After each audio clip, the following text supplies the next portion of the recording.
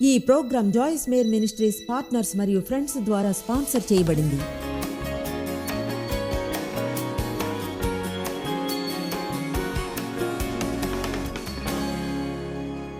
సమస్తమును దేవుని వలన అయినవి. ఆయన మనల్ని క్రీస్తు ద్వారా తనతో సమాధానపరుచుకుని సహాయంలోనికి మనల్ని పొంది ఆయనతో సమన్వయంలోనికి మనల్ని తీసుకుని వచ్చాడు.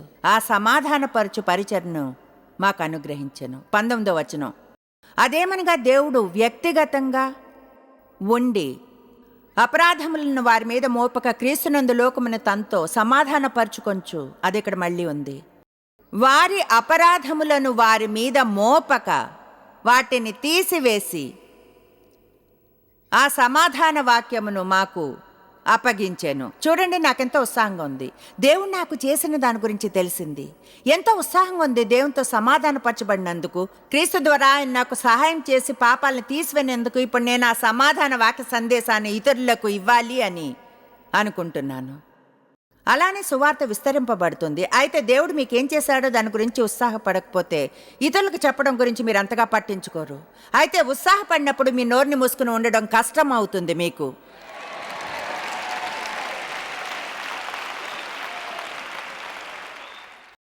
మీకు ఈ విషయాన్ని చెప్తాను. నాకు దీన్ని ప్రతి సభలోనూ కనీసం ఒకసారైనా చెప్పడం ఇష్టం. యేసు మరణించింది మతాన్ని పొందాలని కాదు. ఆయన మరణించింది మీకు లోతైన సన్నిహిత వ్యక్తిగత సంబంధం ఉండాలని, దేవునితో ఆయన ద్వారా.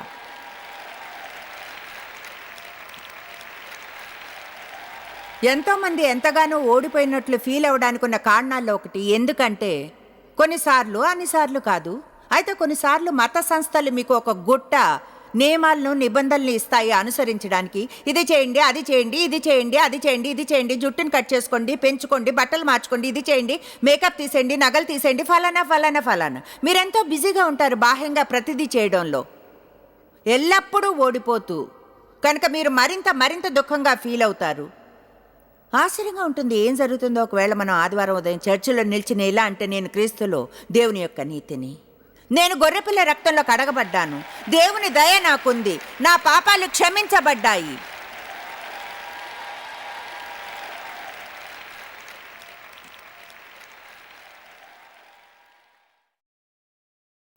ఇప్పుడు 20వ వచనం, 2 కొరింథీ 5:20, కావున మేము క్రీస్తుకు రాయబారులం. హల్లెలూయా. దేవుడు మా ద్వారా వేడుకొనినట్టు మేము క్రీస్తుకు వ్యక్తిగతమైన రాయబారులమై దేవునితో సమాధానపడమని క్రీస్తు పక్షముగా మిమ్మును బతిమాలు కొనుచున్నాము. నేను మీకు చెప్పే సందేశాన్నే పౌలు కూడా రోమియోలకు చెప్పాడు. వేడుకొనుచున్నాను, క్రీస్తుతో సమాధానపడమని వేడుకొనుచున్నాను. బైబిల్ చెప్పేది నమ్మమని, మీ అప్పులన్నీ కొట్టివేయబడ్డాయని నమ్మమని, దేవునికి మీపై కోపం లేదని, మీరు నేరభావం శిక్షావిధి క్రింద జీవించక్కర్లేదని, మీ గతం మీ భవిష్యత్తు పైన అధికారం చేయనక్కర్లేదని. నేనేదో మీకు చిత్తడి జీవితం నుంచి వెళ్ళడానికి మార్గాన్ని చెప్పడం లేదు. అంటే దేవుణ్ణి ప్రేమించే వారితో మాట్లాడుతున్నాను. వీలైనంత శ్రేష్టంగా చేయాలనుకునే వారితో. వాళ్ళది రోజు చేస్తున్నారు, అయితే దానంతటి మధ్యలోనూ మనం తప్పులు చేస్తాం. ఆయన అంటున్నాడు, వేడుకొంచున్నాను, ఉచిత వరంగా మీకు అందివ్వబడిన ఈ సమాధానమును అంటిపెట్టుకుని దేవునితో సమాధానపడమని. మీరు ఇలాంటివి ఆలోచించాలి. దేవుడు నన్ను ప్రేమిస్తున్నాడు, నాపై ఆయన కోపం లేదు, దేవుని వద్ద నా కోసం మంచి పథకం ఉంది, దేవునితో నేను మంచిగా ఉన్నాను. మీరెంతో ఉత్సాహపడతారు, దేవుని సన్నిధిని అనుభవిస్తారు, మీరు మరింత స్పష్టంగా తెలుసుకుంటారు దేవుడు మీతో ఎప్పుడు డీల్ చేస్తున్నాడు. ఇప్పుడు నాకు ఇష్టమైన వచనాల్లో ఒకటి 21, మన కోసము చెప్పండి, నా కోసము. ఎందుకనగా మనం ఆయన యందు దేవుని నీతి అగునట్లు సంపన్నమైన ఉన్నట్లుగా చూడబడి మాదిరులుగా మనం ఎలా ఉండాలో అంగీకరించబడి స్వీకరించేలా ఆయనతో మంచి సంబంధంలో ఆయన మంచితనం ద్వారా పాపమెరుగని ఆయనను మన కోసము పాపముగా చేసెను. ఇప్పుడు నిజం ఏమిటంటే మీరు ప్రతిదీ మంచిగా చేయకపోవచ్చు. అయితే దేవుని వాక్యపు సత్యం నిజాలను కూడా మించినది. ప్రపంచం అంతా నిజాల్లో చిక్కుకుని ఉంది. నా వద్ద నిజాలంటే గొప్పదైనదేదో ఉంది, నా వద్ద సత్యం ఉంది. ఆమేన్. బహుశా దాని గురించి చాలా కన్ఫ్యూజన్ ఉంది. నిజాలు నిజాలే, అవి అసలైనవి. బహుశా డాక్టర్ అనేది ఇదేనేమో, బాస్ అనేది, జీవిత భాగస్వామి అనేది ఇదేనేమో. అయితే మనకు దేవుని వాక్యపు సత్యం ఉంది.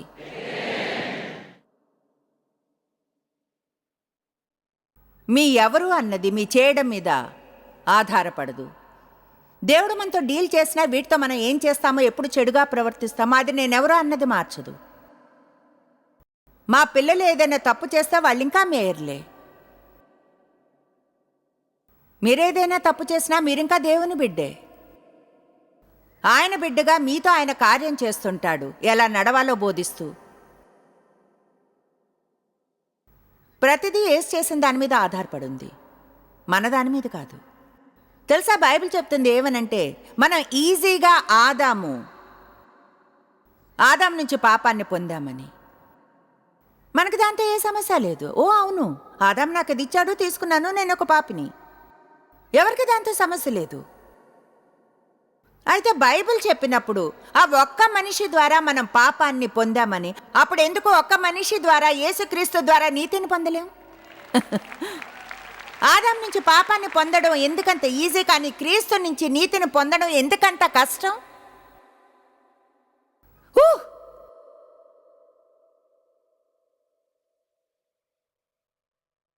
రోమా 5 మీకు 2 వచనాలు చూపిస్తాను. 12వ వచనం, ఇట్లుండగా ఒక మనుషుని ద్వారా పాపము ద్వారా మరణమును ఎలాగూ ప్రవేశించినో ఎవరూ దాన్ని ఆపలేకపోయారు, లేదా దాని శక్తి నుంచి తప్పించుకోలేరు. అలాగనే మనుషులందరూ పాపము చేసినందున మరణం అందరికీ సంప్రాప్తమాయను. ఆమేన్, ఆమేన్. నాకు అర్థమైంది, ఆదాము నుంచి ఆ పాపం వచ్చింది. ఇప్పుడు 15వ వచనాన్ని చూద్దాం. అయితే అపరాధము కలిగినట్టు కృపావరము కలుగలేదు. ఎట్లనగా, ఒకని అపరాధము వలన అనేకులు చనిపోయిన ఎడల, మరి ఎక్కువగా దేవుని కృపయు యేసుక్రీస్తును ఒక మనుషుని కృపచేతనైన దానమును అనేకులకు విస్తరించెను. తర్వాత తిరిగి 17వ వచనంలో మళ్ళీ చెప్తున్నాడు, మరణము ఒకని అపరాధము మూలమున వచ్చినదై ఆ ఒకని ద్వారానే ఏళ్ళ ఎడల కృపాబాహుళ్యమును నీతి దానమును పొందువారు ఆయనతో నీతిగా ఉంచగలుగుతుంది. జీవము గలవారే మరి నిశ్చయంగా యేసుక్రీస్తుని ఒకని ద్వారానే ఏలుదురు. జీవితంలో రాజుల్లా ఏలుదురు, రాజుల్లా జీవితంలో ఏలుదురు. మీ జీవితం మీకు నచ్చదా? క్రీస్తులో మీరెవరో తెలుసుకోవాలి. ఆదాము మీకు ఇచ్చేది స్వీకరించడం మాని క్రీస్తు దైనందికంగా క్షమించాలనే దాన్ని స్వీకరించడం ఆరంభించండి. అప్పుడు జీవితంలో రాజులా ఏలగలరు. మీ జీవితంలో అపవాదిని ఎల్లప్పుడూ మీపై అధికారం చేయనివ్వక్కర్లేదు. ఎందుకంటే అప్పుడు ఇలా అనగలరు, నేను దేవుని బిడ్డను, సహవారసుడను. అపవాది, నువ్వు నన్ను నా వారసత్వం నుంచి తీసివేయలేవు, నా మనసుని చెత్త కుండీలా ఉపయోగించలేవు. నేను ఈరోజు ఉదయం ఆఫీస్కి నిన్న చేసిన తప్పుని గురించి ఆలోచిస్తూ వెళ్ళను. ఎంత చెడ్డవాడినో, ఎంతగా దాన్ని మిస్ చేశానో, ఎలా నా ప్రార్థనా జీవితం అంత బాగోదో. లేదు, నేను ఆఫీస్కి వెళ్తూ నా సొంత ఆలోచనను చేస్తాను. ఈరోజు ఇలా ఆలోచిస్తాను, నేను దేవునితో నీతిగా ఉన్నాను అని.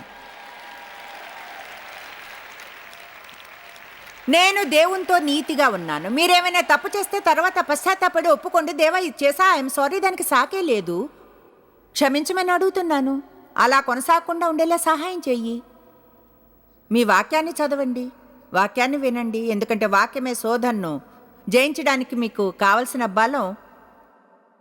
అయితే దానంతటి మధ్యలో కూడా మీరు క్రీస్తులో ఎవరో తెలుసుకోవాలి. 2 సమూయేలు 9 చూద్దాం. మీకు ఇది ఓకేగా ఉందా? అర్థమవుతుందా? అందరూ చెప్పండి, నేను దేవునితో మంచిగా ఉన్నాను అనుకుంటున్నాను.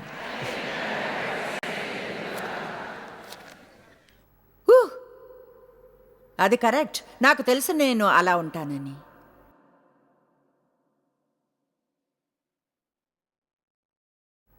ఆల్ రైట్, 2 సమూయేలు 9 చూడండి. ఏమవుతుందంటే మీరు దాన్ని ఎక్కువగా ఆలోచిస్తే అప్పుడు తెలుసుకుంటారు. చాలామంది ఆలోచించని దాన్ని తెలుసుకోవడానికి ట్రై చేస్తారు. నాకు తెలుసు సమూయేలు ఇక్కడుందని. ఇదిగో ఇక్కడుంది. 2 సమూయేలు 9. నిజంగా దీనికి న్యాయం చేయాలంటే పూర్తి అధ్యాయాన్ని చదవాల్సిందే. అయితే సమయం తీసుకుని పూర్తి అధ్యాయాన్ని చదవను కనుక అసలేం జరుగుతుందో చెప్తాను. మొదటి వచనాన్ని చూద్దాం. యోనాతాన్ను బట్టి నేను ఉపకారము చూపుటకు సౌలు కుటుంబంలో ఎవడైనా కలడా అని దావీదు అడిగెను. ఇప్పుడు అదేమి దేవుడు ఇక్కడ క్రిందకు చూసి అండం కంటే నిజంగా వేరుగా ఏమీ లేదు, ఇక్కడ ఎవరైనా ఉన్నారా యేసు కొరకు నేను మంచిగా ఉండేలా? సరిగ్గా అదే పరిస్థితి.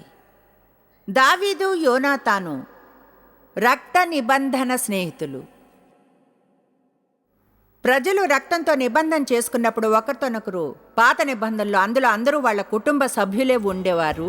అంటే నేను మీకు మంచి ఫ్రెండ్ అయితే మీ బిడ్డ కష్టాల్లో ఉంటే అప్పుడు మీరంటే నాకు ప్రేమ కనుక మీ బిడ్డకు సహాయం చేస్తాను. అర్థమైందా? కనుక యోనాతాను మరణించాడు, సౌలు మరణించాడు, దావీదు రాజయ్యాడు. అయితే అతనిలో ఈ కోరిక ఉంది. యోనాతాను సంబంధీకులెన్నెవరినైనా ఆశీర్వదించాలని ఎక్కడైనా ఉంటే యోనాతాన్ని అంతగా ప్రేమించినందున కనుక వెతుకుతూ వెళ్ళాడు ఎవరినైనా ఆశీర్వదించడానికి. దేవుడు ఎవరి కోసమో వెతుకుతున్నాడు ఆశీర్వదించడానికి. మీరు నన్ను నమ్మకపోతే యెషయా 30:18 చూడండి. వెంటనే కాదు, తర్వాత చూడండి. చెప్తుంది, మీ యందు దయ చూపాలని యెహోవా ఆలస్యం చేయుచున్నాడు, మిమ్మల్ని కరుణింపాలని ఆయన నిలువబడి ఉన్నాడు. యెహోవా న్యాయము తీర్చు దేవుడు, ఆయన నిమిత్తము కనిపెట్టుకుని వారందరూ ధన్యులు. అంటే దేవుడు అంటున్నాడు, ఎవరిని ఆశీర్వదించగలను? యేసు కోసం. తెలివైన వారైతే అంటారు నన్ను నన్ను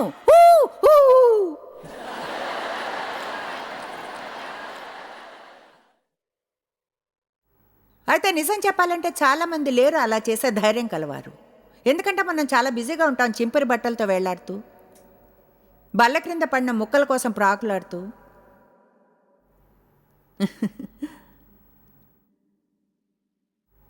అంటే నేను చెప్పలేనంత, చూడు దేవా నన్ను బ్లెస్ చెయ్యి, మీరు చెయ్యకపోతే ఇంకెవరో అర్చి దాన్ని పొందుతారు.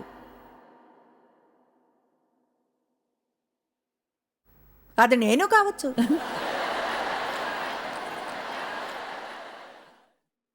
కనుక తర్వాత తెలుసుకున్నాడు ఖచ్చితంగా యోనాతానుకు మెఫీబోషెత్ అనే కుమారుడు ఉన్నాడని. అది నా పేరు కాదు, సంతోషంగా ఉంది.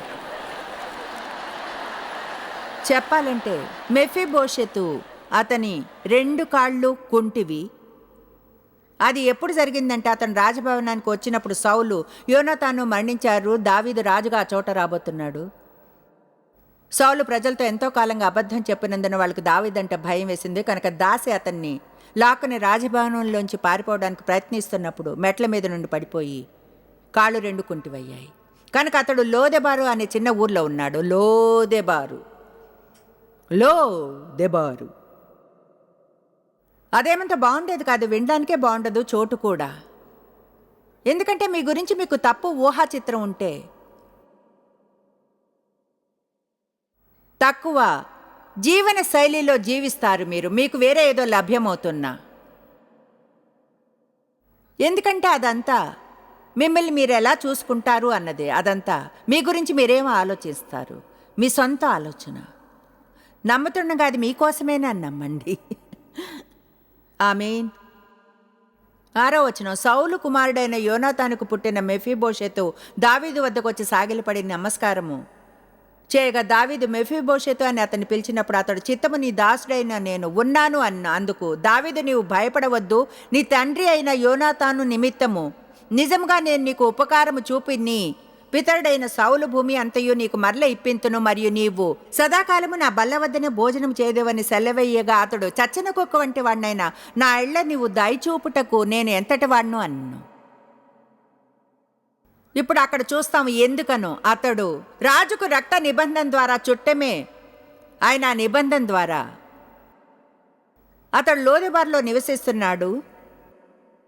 రాజుబల్ల వద్ద తింటూ సొంత భూమిని చూసుకుంటూ ఉండకుండా గౌరవం కలిగి దాసులు కలిగి రాజు అతనికి అవన్నీ ఇచ్చుండేవాడు. అతడు చేయవలసిందంతా వెళ్ళి భవనం ద్వారాన్ని తట్టడమే. అతను ఎందుకు వెళ్ళలేదు? ఎందుకంటే తనని తాను కుంటివానిగా చూసుకున్నందునే. లోపాలున్న వారిని ఇతనితో పోల్చి చెప్తున్నాను, అసమర్థతలు తప్పులు చేసేవారితోనూ. తర్వాత వచనం చెప్తుంది, చదవడానికి టైం లేదైతే చివరి వచనాన్ని చూడండి, 13. మెఫీబోషెతు యెరూషలేములో కాపురముండి సదాకాలము రాజు బల్ల వద్ద భోజనం చేయుచుండెను. అతని కాళ్ళు రెండును కుంటివి. అంటే అర్థం ఏంటి? నేను రాజుబల్ల వద్ద తినగలను, ఒకవేళ నాలో కొన్ని లోపాలున్నా, నా వ్యక్తిత్వంలో కొన్ని చిన్న తిక్క విషయాలున్నా, ఇప్పటికీ నా నోరు కొన్నిసార్లు కష్టాల్లో పడేస్తుంది, మరి కొన్నిసార్లు కోపం వస్తుంది. అప్పుడప్పుడు ఇప్పటికీ కొన్నిసార్లు ఎంత ప్రేమగా సహనంగా ఉండాలో అంతగా ఉండనేమో, లేదా కొంచెంగా స్వార్థాన్ని ప్రదర్శించుతా. దేవుని క్షమించమని అడగవచ్చు. తిన్నగా నేను వెళ్ళి రాజు బల్ల దగ్గర కూర్చుని తినవచ్చును, జీవితంలో రాజుగా ఏలవచ్చును. ఎందుకంటే దేవునికి నా మనసు తెలుసు, నిజాయితీగా ఉంటానని, అలా ఉండక్కర్లేదని, నేను మారాలని.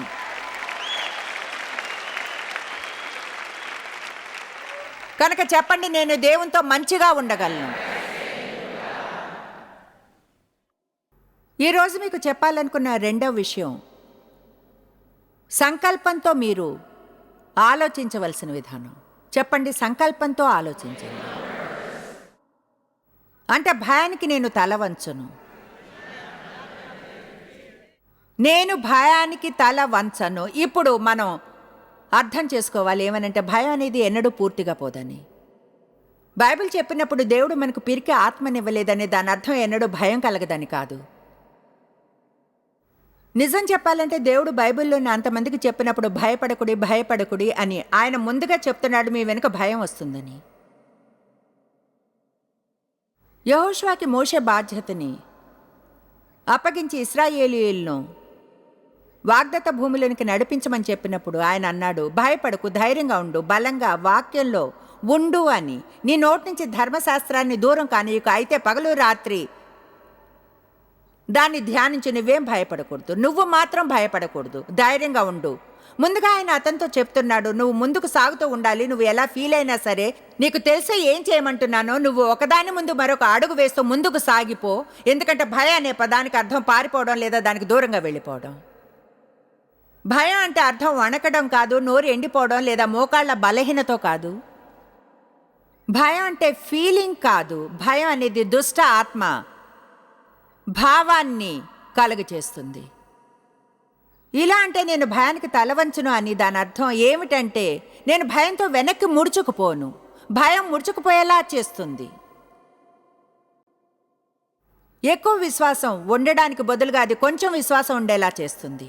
దాంతో గందరగోళం చేస్తే విశ్వాసం ఉండదు. భయంతో వెనక్కి ముడుచుకుపోకండి. దేనిలోనూ ముందుకు సాగుతున్నారేమో, దేవుడు చెప్పినట్లుగా ఏదో జరుగుతుంది, ఇలా అనిపించేలా చేస్తుంది, పని చేయడం లేదని ఇంకేదో జరుగుతుంది, ఇలా అనుకునేలా చేస్తుంది. ప్రజలకు అది ఇష్టం లేనట్లుగా మీరు ఈ పని చేస్తే దేవుడు చేయమన్నది మీ ఫ్రెండ్స్ దూరం అవుతారు, లేదా గౌరవం పోతుంది, లేదా చూడండి అది ఏదైనా సరే. కనుక మీరు ఆ భయాన్ని ఫీల్ అయినప్పుడు మొదటి ప్రేరేపణ వెనక్కి ముడుచుకు పోవడం. కనుక దేవుడు ఇలా అన్నప్పుడు భయపడకుడి, దాని అర్థం మీరెలా ఫీల్ అయినా సరే మీరు ఒకదాని ముందు మరొక అడుగు వేసి దేవుడు చేయమని చెప్పాడని నమ్మిన దాన్ని చేస్తూ ఉండడమే. కేవలం అలానే మీరు భయాన్ని ఓడించగలరు. ఒకే ఒక వైఖరి ఉంది క్రైస్తవునికి అంగీకరించబడేది భయం పట్ల ఉండవలసింది. అదే నేను భయపడను. నేను భయపడను. కనుక ఆ స్టేట్మెంట్ మీద ధ్యానించండి, నెమరు వేసుకోండి మళ్ళీ మళ్ళీ మనసులో. ఎందుకంటే సమయానికి ముందే మనసుని సెట్ చేసుకుంటే భయానికి తల వంచమని మీకు అది సహాయపడుతుంది. భయం వచ్చినప్పుడు తల వంచకుండా ఉండేలా. చెప్పేది వింటున్నారా? నేను చెప్పడం విన్నందునే మీరు భయపడిన అవసరం లేదు. దాని అర్థం భయపడరని కాదు. మరొకసారి భయం వచ్చినప్పుడు అయితే మీరు మైండ్ని సెట్ చేసుకుని నూతనీకరించుకుంటే, ఇప్పుడు భయం వచ్చినప్పుడు మీకు గుర్తుకొస్తుంది. ఏం ఆలోచిస్తున్నారో, ధ్యానిస్తున్నారో ముందే మీరు నిర్ణయించుకున్నారు. భయం వచ్చినప్పుడు దానికి తల వంచరని, దేవుడు చేయమన్న ప్రతిదీ చేస్తారని, దేవుడు ఉండమన్నట్లుగా ఉంటారని, దేవుడు మీరు పొందాలనుకున్నవన్నీ పొందుతారని. ఎంతోమంది భయం చేత ఏలబడతారు. భాగ్యాలు భయం వలన నాశనమవుతాయి. అన్ని రకాల భయం, బాధ భయం, అసౌకర్యపు భయం, త్యాగపు భయం, కష్టంగా ఉంటుందన్న భయం, అంతా ఒంటరిగా చేయాలన్న భయం, మీ గౌరవం పోతుందేమో అన్న భయం, ఫ్రెండ్స్ దూరం అవుతారని, ఎవరికి మీరంటే నచ్చరని, ప్రజలు అర్థం చేసుకోరని, దేవుణ్ణి మిస్ చేస్తున్నారని, ఒకవేళ దేవుడు కాకుంటే భయం భయం భయం. అపవాది నుంచి భయం ద్వారా పొందుతాం, దేవుని నుంచి విశ్వాసంతో పొందుతాం. భయం అంతా కూడా విశ్వాసము చెడిపోవడమే. అదే అపవాది విశ్వాసం బ్రాండ్. అతను అంటాడు, నేను చెప్పేది నమ్మండి, అది పని చేయదు, నీ ప్రార్థనలు ఏమీ బాగోలేవు, దేవునితో నువ్వు మంచిగా లేవు. భయం ఇప్పుడు ఏం కాదో చెప్తుంది, ఏం కామో ఎన్నటికీ కామో అన్నది. రోమా 8:15 చెప్తుంది, మరల భయపడుటకు మీరు దాసపు ఆత్మను పొందలేదు, కానీ దత్తా పుత్రాత్మను పొందితిరి, పవిత్రంగా జీవించడానికి సహాయపడేలా, ధైర్యంగా ఉండేలా. ధైర్యంగా ధైర్యంగా ధైర్యంగా ధైర్యంగా ధైర్యంగా ధైర్యంగా బలంగా, ధైర్యంగా, సాహసంగా.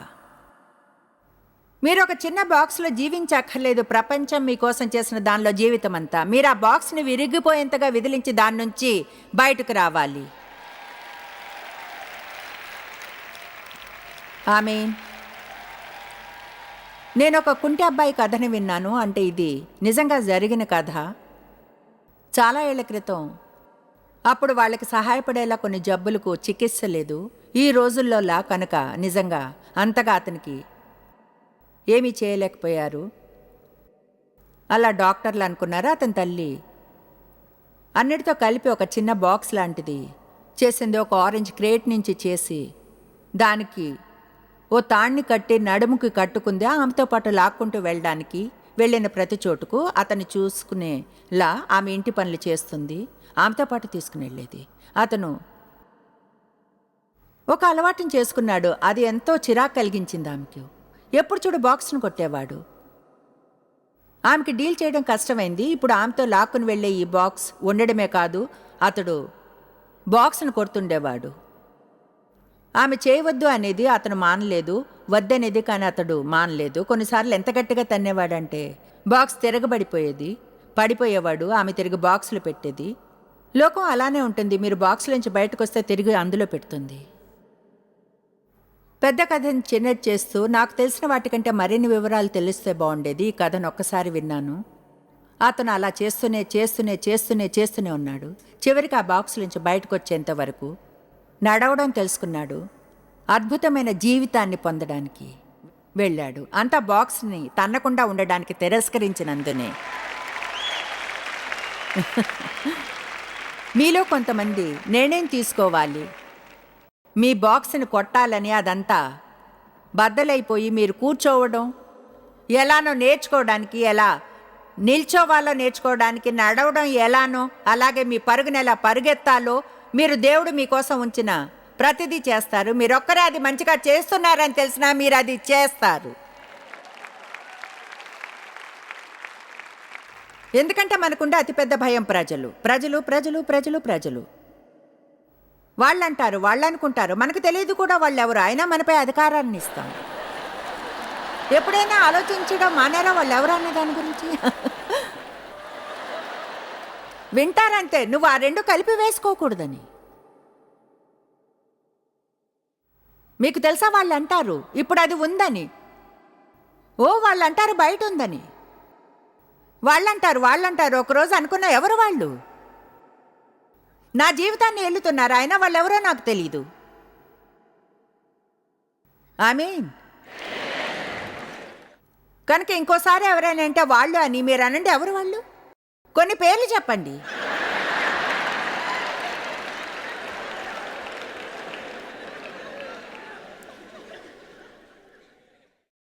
ఆలోచించే కొత్త విధానం. నేను దేవునితో మంచిగా ఉన్నాను.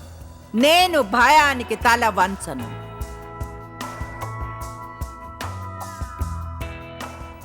నాకు ఇలా చెప్పడం ఇష్టం. మనసు వెళ్ళిన చోటికే మనిషి వెళ్తాడు. దాని అర్థం ఏమిటంటే ముందుగా ఒకటి ఆలోచిస్తాం, తర్వాత క్రియ చేస్తాం. కనుక సంకల్పంతో విషయాలను ఆలోచించాలి. మనసులోనికి ఏది వస్తే దాని గురించి ఆలోచించడం మానాలి. మీ జీవితపు దిశను మార్చుకోగలరు. సంకల్పంతో మీ సొంత ఆలోచనను చేసి మీ బుర్రలోనికి ఏది వస్తే దాన్ని ఆలోచించకుండా మంచిగా ఆలోచించడం నేర్చుకుని జీవితాన్ని మార్చుకోండి. జాయిస్ మేర్ మినిస్ట్రీస్లో మీరు మాకెంతో ముఖ్యులు. మిమ్మల్ని అభినందిస్తున్నాం. మా ఫ్రెండ్స్కి, పార్ట్నర్స్కి థ్యాంక్స్. ప్రపంచవ్యాప్తమైన ఈ పరిచర్య సాధ్యమయ్యేలా చేసినందుకు. అందరం కలిసి ఆకలిగొన్న వారికి భోజనం పెడుతున్నాం, బీదవారికి బట్టలిస్తున్నాం, దేశాలకు సువార్తను పంచుతున్నాం. ఈ రోజే సంప్రదించండి joycemeir.org. ప్రార్థనా నివేదనల్ని మాతో పంచుకోండి. మా సాధనాల గురించి తెలుసుకోండి. జాయిస్ సభల షెడ్యూల్ని తెలుసుకొని మాతో పార్ట్నర్ అవ్వండి. ప్రపంచమంతా క్రీస్తు ప్రేమను పంచడానికి. ఈ programme Joyce Meyer ministries partners మరియు ఫ్రెండ్స్ ద్వారా స్పాన్సర్ చేయబడింది.